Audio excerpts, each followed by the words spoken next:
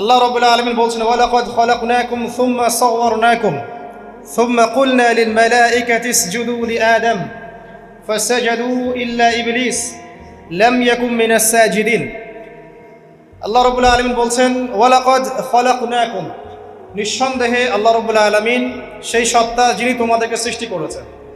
সুম্মা সাওয়ারনাকুম, এরপর তোমাদেরকে আকৃতি দান করেছেন, সুন্দর অবয়ব কাঠামো দান করেছেন, দৈহিক কাঠামো। সুম্মা কুলনা লিল মালাইকাতি ইসজুদু লিআদম, এরপরে আল্লাহ রাব্বুল আলামিন সমস্ত ফেরেশতাদেরকে বলেছেন যে তোমরা আদমকে সিজদা করো। আর সূরা বাকারার মধ্যে আছে আল্লাহ পাক সৃষ্টি করার পরে আদম আলাইহিস সালামকে নাম শিক্ষা দিয়েছেন, অর্থাৎ জ্ঞান শিক্ষা দিয়েছেন, এবং এমন জ্ঞান শিক্ষা দিয়েছেন যেই জ্ঞান ফেরেশতারাও জানতেন না। আল্লাহ পাক ফেরেশতাদেরকে বলেছিলেন যে তোমরা এই নামগুলো বলে দাও দেখি, যদি তোমরা সত্যবাদী হয়ে থাকো। ফেরেশতারা এই নামগুলো বলতে পারেননি। তারা বলেছিলেন লা ইলমা লানা ইল্লা মা আল্লামতানা, আপনি আমাদেরকে যা শিখিয়েছেন এর বাইরে আমাদের কোনো জ্ঞান নেই। এরপর আল্লাহ পাক আদম আলাইহিস সালামকে বলেছেন আদম তুমি নামগুলো বলে দাও দেখি। এরপর আদম আলাইহিস সালাম সুন্দর করে সব নামগুলো বলে দিয়েছেন, কারণ আল্লাহ পাক তাকে সেই জ্ঞান শিক্ষা দিয়েছিলেন। এরপরে আল্লাহ রাব্বুল আলামিন ফেরেশতাদেরকে বলেছেন তোমরা আদমকে এখন সিজদা করো, কারণ জ্ঞানের মানদণ্ডে আদম তোমাদের চেয়ে শ্রেষ্ঠ। সুবহানাল্লাহ। আর আমরা সেই আদম সন্তান, যদিও বা পৃথিবীতে আসার পরে আমরা আমাদের পরিচয়টা ভুলে গেছি। সেই আদম সন্তান যে আদমকে আল্লাহ রাব্বুল আলামিন ফেরেশতাদেরকে দিয়ে সম্মানিত করলেন, সিজদা করালেন, সেই আদম সন্তান এখন আল্লাহর জমিনে শিরক করে, নবী সাল্লাল্লাহু আলাইহি ওয়াসাল্লামের সুন্নতের অনুসরণ করতে চায় না, নবীদের আদর্শ মানতে চায় না, কোরআন এবং সুন্নাহ মেনে জীবন করতে চায় না। সেই আদম সন্তান এখন জেনা করে, ব্যভিচার করে, মাদকদ্রব্য পান করে, সমকামী। সেই আদম সন্তান এখন ঘুষ খাচ্ছে, সুদ খাচ্ছে, দুর্নীতি করছে, অন্যের সম্পদ আত্মসাৎ করছে, অন্যায়ভাবে মানুষকে হত্যা করছে। এমন কোনো গুনাহ নাই যে সেই আদম সন্তান করছে না। কোন আদম সন্তান? যার পিতাকে আল্লাহ রাব্বুল আলামিন কি করলেন? ফেরেশতাদেরকে দিয়ে সেজদা করালেন। তাহলে চিন্তা করেন যে আমরা আমাদের পরিচয়টা কি পরিমাণ হারিয়ে ফেলেছি। আমরা তো চেতনার কথা বলি না, শেকড়ের কথা বলি না, আমরা সংস্কৃতির কথা বলি না। এই কথাগুলো আমরা বলি। আমাদের সত্যিকারের চেতনা হচ্ছে ইসলামিক চেতনা। সত্যিকারের শেকড় হচ্ছে এই শেকড় যে আমরা আদম আলাইহিস সালামের সন্তান, যে আদমকে আল্লাহ রাব্বুল আলামিন ফেরেশতাদেরকে দিয়ে সেজদা করিয়েছেন জ্ঞানের কারণে। আজকে সেই আদম সন্তান দেখবেন জ্ঞান অর্জন করতে চায় না, দিনের জ্ঞান অর্জন করতে চায় না, দুনিয়ার জ্ঞান অর্জন করতে চায়, দিনের জ্ঞান অর্জন করতে চায় না। যে জ্ঞান তাকে পরকালে নাজাতের ওসিলা করবে, সেই কোরআনটুকু তিলাওয়াতও করতে চায় না, তিলাওয়াত করা শিখতেও চায় না, আগ্রহই নাই। তাহলে আমরা কি পরিমাণে আমাদের শেকড়টা ভুলে গেছি, চেতনা হারিয়ে ফেলেছি, আমাদের মূল সংস্কৃতি থেকে দূরে সরে আসছি। একটু চিন্তা করে সামনে যাই। আল্লাহ রাব্বুল আলামিন বলছেন এরপর সুন্দর আকৃতি দিয়ে আদমকে আমি ফেরেশতাদেরকে দিয়ে সেজদা করালাম। ফাসাজাদু, সবাই সেজদা করলো, প্রত্যেকটা ফেরেশতাই কি করলো? সেজদা করলো। ইল্লা ইবলিস, কে সেজদা করলো না? ইবলিস। ইবলিস সেজদা করলো না। ইবলিস কে ছিল? সে কিন্তু কোনো ফেরেশতা ছিল না। সে ছিল একজন জিন। কানা মিনাল জিন্নি, সূরা কাহফে আল্লাহ পাক বলেছেন কানা মিনাল জিন্নি, সে জিনদের একজন ছিল। ঠিক আছে? সে আল্লাহ রাব্বুল আলামিনের এত বেশি ইবাদত করেছিল যে আল্লাহ রাব্বুল আলামিন তাকে এক পর্যায়ে ফেরেশতাদের উপরে একটা দায়িত্বশীল বানিয়ে দিয়েছিলেন। ঠিক আছে? তো কিন্তু তার মনের ভিতরে একটা কিবর বা অহংকার ছিল, যে অহংকারের কারণে সে কিন্তু আল্লাহ পাকের এই নির্দেশটা পালন করলো না, লঙ্ঘন করলো। আমরা সামনে যাই। লাম ইয়াকুম মিনাস সাজিদিন, আল্লাহ পাক বলছেন সে সিজদাকারীদের অন্তর্ভুক্ত ছিল না। কে? ইবলিস। আচ্ছা, ক্বালা, আল্লাহ পাক এবার বলছেন মা মানাআকা আল্লা তাসজুদা ইয আমারতুক। আল্লাহ পাক বলছেন হে ইবলিস, কিসে তোমাকে নিষেধ করলো, কে তোমাকে বারণ করলো আদমকে সেজদা করতে, যাকে আমি সেজদা করার আদেশ করেছি? কি জন্য করলে না? সোজা কথায় তুমি কি জন্য সেজদা করলে না আদমকে? মা মানাআকা, তোমাকে কে বারণ করলো? এবার ইবলিস তার দলিল পেশ করছে। সে বলছে যে ক্বালা আনা খায়রুম মিন, সে বলল আমি আদমের চাইতে উত্তম। আসসালাতু খায়রুম মিনান নাওম, এটা জানেন না, ঘুমের চেয়ে নামাজ উত্তম। ঠিক এইভাবেই সে ইবলিস বলছে কি, আনা খায়রুম মিন, আমি তার চেয়ে উত্তম। কি কারণে উত্তম? খালাকতানি মিন নার ওয়া খালাকতাহু মিন তিন, হে আল্লাহ আপনি আমাকে সৃষ্টি করেছেন আগুন দিয়ে, জিনদেরকে কি দিয়ে সৃষ্টি করা হয়েছে? আগুন দিয়ে। ফেরেশতাদেরকে কি দিয়ে? নূর দিয়ে। তাহলে এখানে প্রমাণ হলো যে ইবলিস কিন্তু ফেরেশতা নয়। আমাকে সৃষ্টি করেছেন আগুন দিয়ে, ওয়া খালাকতাহু মিন তিন, এবং আদমকে সৃষ্টি করেছেন তিন মানে কাদামাটি দিয়ে। তার মানে আগুন কাদামাটির চেয়ে সুপিরিয়র, বেশি মর্যাদা সম্পন্ন, ওর মানে কে আছে আর কি, এই কারণে সে সিজদা করলো না। এবার আল্লাহ রাব্বুল আলামিন বলছেন ক্বালা ফাহবিত মিনহা, ইবলিস এখান থেকে নেমে যাও। এটা কোন জায়গা? একদম মহাকাশের উপরে না, নাকি পৃথিবীতে? এটা 7 আসমানের উপরের ঘটনা। ইতিহাস শুরু হয়েছে মহাবিশ্বে, মানুষের অস্তিত্বও ছিল না এমন একটা সময় চলে গেছে। মহাবিশ্বে কোটি কোটি বছর চলে গেছে যখন মানুষ বলতে কিচ্ছু ছিল না। ছিল না। অনেক পরে মানুষকে সৃষ্টি করা হয়েছে।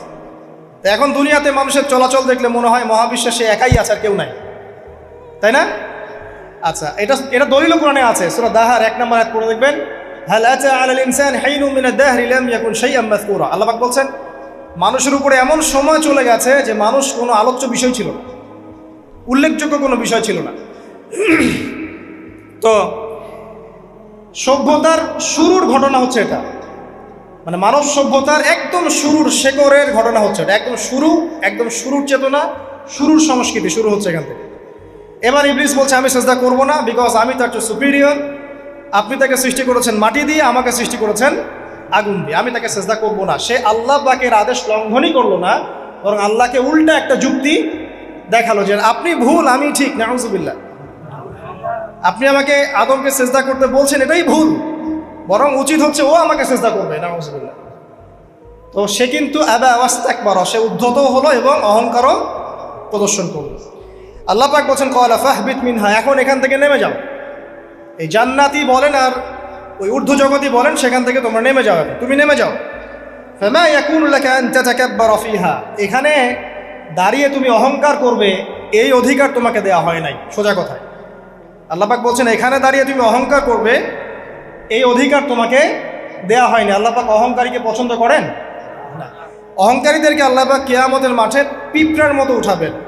তাদের আকৃতি মানুষের সমানও হবে না, ছোট ছোট কালো পিঁপড়ার মতো হবে, এবং অন্ধকার ওদেরকে ঢেকে নিবে। তো আমাদের মনে যাদের অহংকার আছে, আল্লাহর ওয়াস্তে অহংকার ছেড়ে দেই। অহংকার ইলমেরও থাকতে পারে, একজনের অনেক বড় ইলমি ডিগ্রি সার্টিফিকেট আছে, অমুক ফারেক তমুক ফারেক, অমুক মুহাদ্দিস অমুক মুফাসসির, ডাবল ডিগ্রি, এটার অহংকার থাকতে পারে, ঠিক আছে। আবার অনেকের টাকা পয়সার অহংকার থাকে, অনেকের ক্ষমতার অহংকার থাকে, আবার এখনকার মেয়েদের সৌন্দর্যের অহংকার থাকে, থাকে না? এক এক মানুষের এক একটা অহংকার। অহংকারের ডেফিনেশনটা কি? একজন সাহাবী নবী সাল্লাল্লাহু আলাইহি ওয়াসাল্লামকে বলছেন, ইয়া রাসূলুল্লাহ, আমি পছন্দ করি আমার গায়ের পোশাকটা সুন্দর হোক, আমার জুতা সুন্দর হোক, ঠিক আছে, আমার সুগন্ধি ভালো হোক, দামি হোক, এটা কি অহংকারের পরিচয়? নবী সাল্লাল্লাহু আলাইহি ওয়াসাল্লাম বলছেন না, এটা অহংকারের পরিচয় নয়। বরং অহংকারের পরিচয় হচ্ছে অন্য মানুষকে তুচ্ছ তাচ্ছিল্য করা এক, আর দুই হচ্ছে সত্যকে প্রত্যাখ্যান করা। মনে থাকবে অহংকারের সংজ্ঞা কি? এক, অন্য মানুষকে তুচ্ছ তাচ্ছিল্য করা, আর দুই, সত্যকে প্রত্যাখ্যান করা। এখন সত্য কি?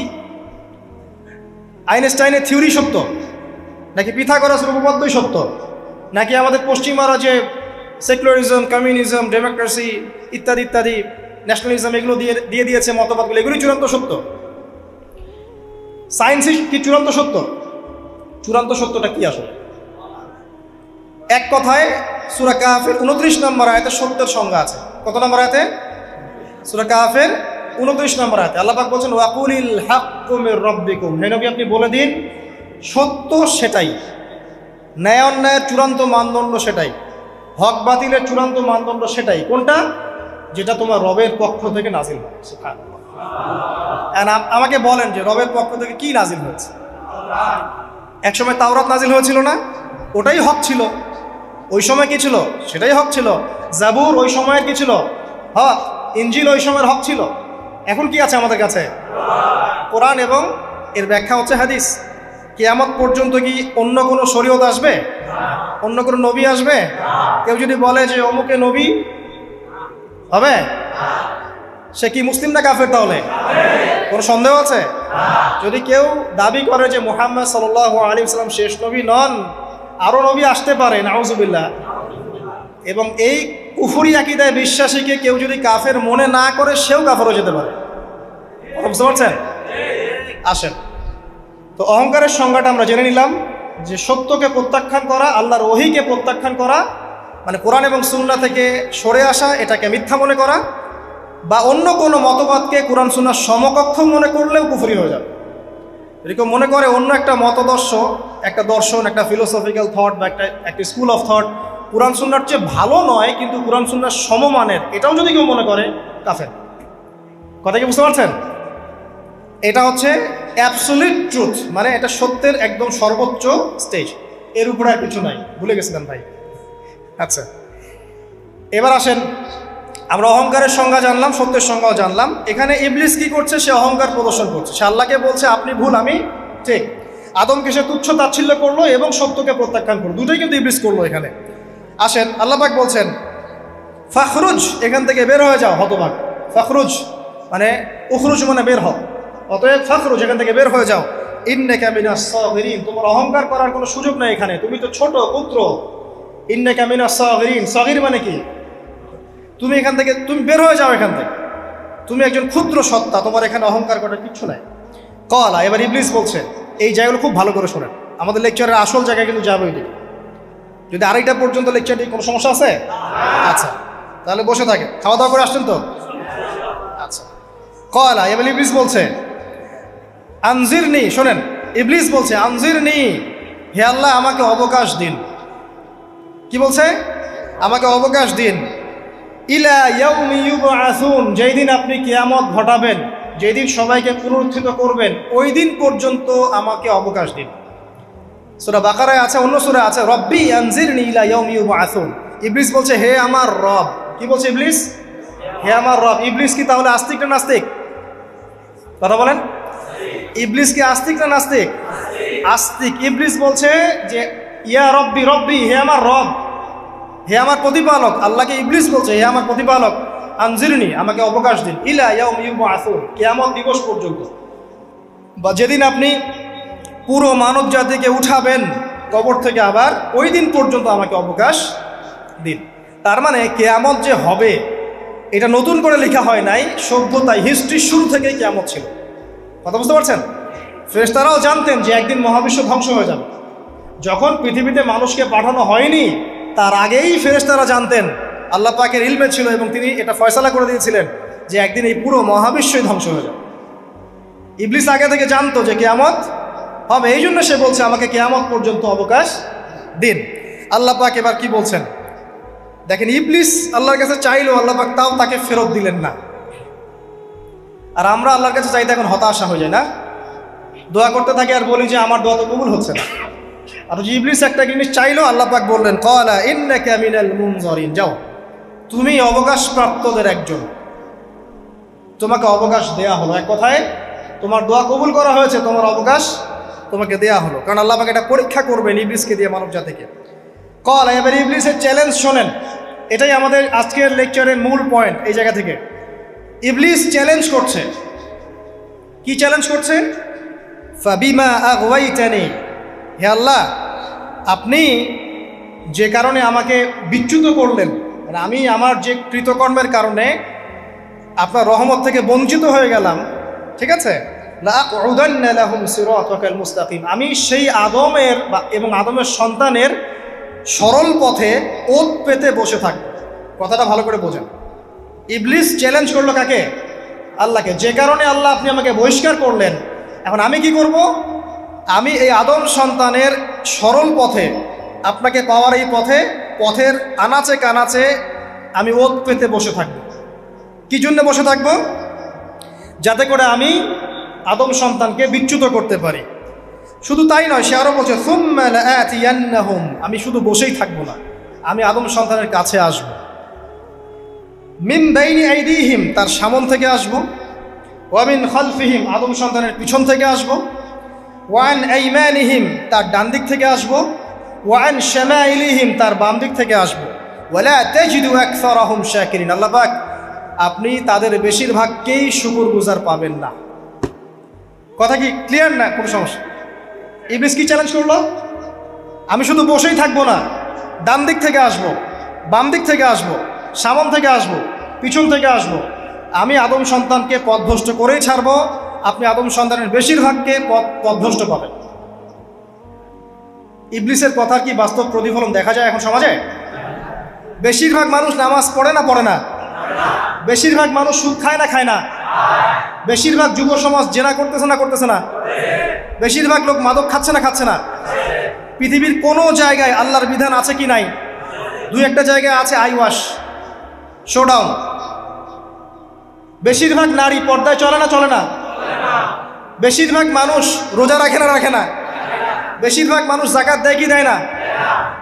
তাহলে ইবলিস যে বললো আপনি বেশিরভাগকেই শুকরগুজার পাবেন না, বেশিরভাগ মানুষ পরকালের স্বার্থে কাজ করে না দুনিয়ার স্বার্থে কাজ করে?